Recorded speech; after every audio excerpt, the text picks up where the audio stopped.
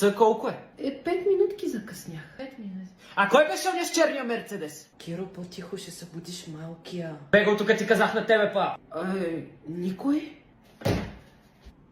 Я ме виж сега пак хубаво в очите и ми Киро, кажи стига кой беше плашиш оня децата, наркоман с Киро! Мерцедеса.